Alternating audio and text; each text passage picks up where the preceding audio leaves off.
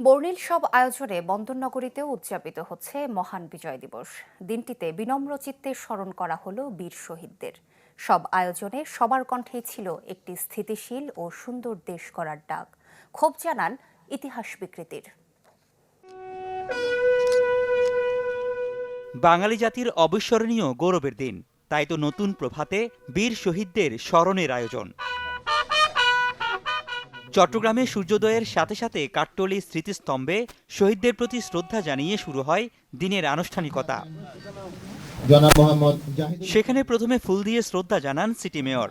এরপর বিভাগীয় কমিশনার ও জেলা প্রশাসক সহ নানা দপ্তরের কর্মকর্তারা শ্রদ্ধা জানান মুক্তিযুদ্ধের শহীদদের প্রতি।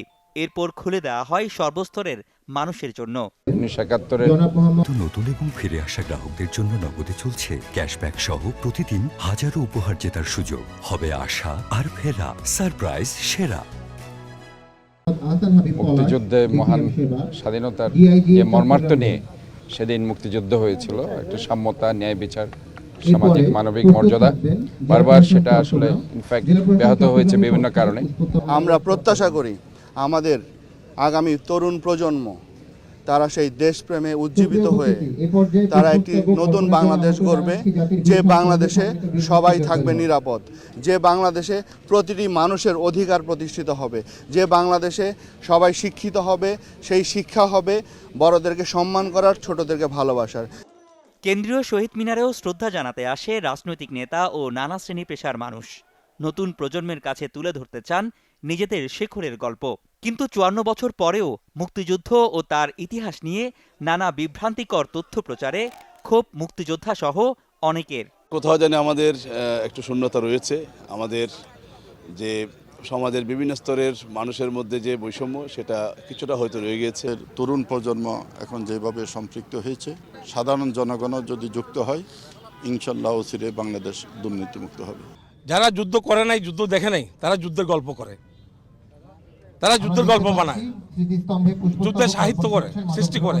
বুদ্ধিজীবীরা তাদের বিবেককে বিসর্জন দিয়েছে, বিকৃত হয়েছে, জাতিকে বিভ্রান্ত করছে। কারো যদি ব্যক্তিগত মতামত থেকে থাকে সেটা ভিন্ন ব্যাপার, সেটা মনে হয় উজ্জ্বল থাকাই ভালো, কিন্তু স্বাধীনতার প্রশ্নে আসলে এই কথাগুলো প্রকাশিত হওয়া উচিত না।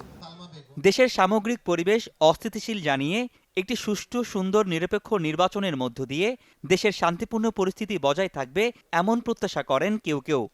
আগামীর দিনগুলো সুন্দরভাবে কাটে, সবাই সুন্দরভাবে একই জায়গায় থাকতে পারি, মিলেমিশে, এই প্রত্যাশাই করতেছি। সামনের বাংলাদেশটা আমরা কোনো সংঘাতময় পরিস্থিতি দেখতে চাই না, আমরা কারো আধিপত্যও চাই না। আমাদের তো আশা এটাই যে সামনে নির্বাচনটা সুন্দরভাবে হোক, ভালোভাবে হোক, হয়ে দেশে একটা শান্তিপূর্ণ আবহাওয়া তৈরি হোক। বিজয় দিবসে জেলা স্টেডিয়ামে অনুষ্ঠিত হয় কুচকাওয়াজ। প্রদর্শিত হয় মনোমুগ্ধকর ডিসপ্লে, যেখানে 52 ভাষা আন্দোলন, মুক্তিযুদ্ধ, 24-এর ছাত্র জনতার আন্দোলন সহ নানা বিষয় ফুটিয়ে তোলেন বিভিন্ন স্কুলের শিক্ষার্থীরা। মুক্তিযুদ্ধের বিষয়ে যা মারা গেছে ওদের বিষয়ে ওরকম তুলে দিয়েছে। আজকে আমার অনেক ভালো লাগছে যে আমি এত বড় একটা মাঠে এসে নাটক করছি। আমাদের অংশগ্রহণ করে খুবই ভালো লেগেছে। আমরা দেশের বিভিন্ন বিষয় সম্পর্কে জানতে পারি, কিভাবে মুক্তিযোদ্ধারা আমাদের দেশকে স্বাধীন করেছে, বিজয় এনে দিয়েছে। আমাদের প্রদর্শনে আসলে সবকিছুই তুলে ধরার চেষ্টা করেছি। তার উপরে 24-এ যে গণ অভ্যুত্থানে যে আন্দোলনটা হয়েছে ওটাও তুলে ধরার চেষ্টা করেছি সুন্দরভাবে। তো ওখানে আমি আবু সাইদ হয়েছি। শহীদরা যে এত ত্যাগ করেছে, হ্যাঁ, এই মাধ্যমে যে আমরা স্বাধীন দেশটা পেলাম, সেটা আমরা ছোট থেকে তাদের ভিতরে জাগ্রত করতে চাই। আরো বেশি হওয়ার দরকার, এটা মানে ওই সময় কমটা হয়েছে, এখানে কম দেখা যাচ্ছে একদম। আর একটু বেশি হওয়ার দরকার। স্বাধীনতা ওদেরকে বোঝার দরকার, স্বাধীনতা কি, কেমন হয়েছে, এগুলো ওদের বোঝার দরকার। এছাড়া বিজয় দিবস উদযাপনে নগর থেকে গ্রাম সবখানেই কবিতা, গান, মুক্তিযোদ্ধা সংবর্ধনা সহ নানা অনুষ্ঠানের আয়োজন করে বিভিন্ন রাজনৈতিক, সামাজিক ও সাংস্কৃতিক সংগঠন। রনি দত্ত, চ্যানেল 24, চট্টগ্রাম।